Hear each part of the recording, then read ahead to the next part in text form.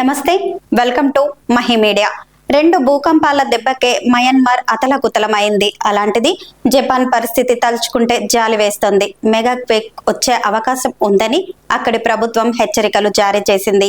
Mega quake కారణంగా 3 లక్షల మంది చనిపోయే అవకాశం ఉందని వెల్లడించింది. మయన్మార్ లో గత శుక్రవారం మధ్యాహ్నం వరుసగా 2 సార్లు భూకంపాలు వచ్చిన విషయం తెలిసిందే.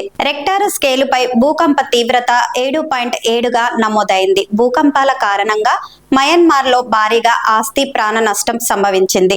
3,000 మందికి పైగా మరణించారు.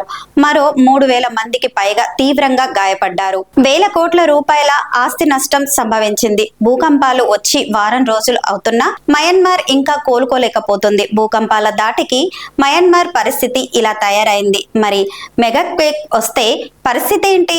ఊహించడానికి భయంకరంగా ఉంటుంది. అలాంటి భయంకరమైన అనుభవాన్ని జపాన్ చవి చూడబోతోంది. మరికొద్ది రోజుల్లో జపాన్ మెగా క్వేక్ బారిన పడే అవకాశం ఉంది. ఈ మేరకు జపాన్ ప్రభుత్వం హెచ్చరికలు జారీ చేసింది. త్వరలో కాటాస్ట్రోఫిక్ మెగా క్వేక్ వచ్చే అవకాశం ఉందని అంది. మెగా క్వేక్ కారణంగా సునామీలు సైతం వచ్చే అవకాశం ఉందని హెచ్చరించింది. మెగా క్వేక్ కారణంగా భారీగా ఆస్తి ప్రాణ నష్టం సంభవించే అవకాశం ఉందని వెల్లడించింది. దాదాపు 3 లక్షల మంది చనిపోయే అవకాశం ఉందని అంచనా వేసింది. దీంతో అక్కడి ప్రజల గుండెల్లో ఇప్పటి నుంచే వణుకు మొదలైంది.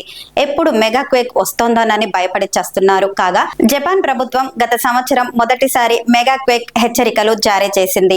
భూకంప తీవ్రత రెక్టార్ స్కేలుపై 9 నుంచి 7 వరకు ఉండొచ్చని తెలిసింది. ఇక ప్రపంచంలోనే అత్యధికంగా భూకంపాలు వచ్చే దేశంగా జపాన్ టాప్ లో ఉంది. ఇక్కడ వచ్చే 80% భూకంపాలు రెక్టార్ స్కేలుపై 8 నుంచి 9% నమోదవుతున్నాయి. అత్యంత అరుదుగా మెగా క్వేక్లు వస్తుంటాయి. 100 నుంచి 150 సంవత్సరాలకు ఒకసారి మెగా క్వేక్లు జపాన్ ను పలకరిస్తున్నాయి. రైటర్స్ కథనం ప్రకారం ఒకవేళ జపాన్ లో భూకంపం వస్తే పెద్ద ఎత్తున ఆర్థిక వ్యవస్థ దెబ్బతింటుంది. $1.81 ట్రిలియన్ నష్టం వస్తుంది. రాబోయే నష్టం విలువ జపాన్ జీడీపీలో సగం ఉంటుంది.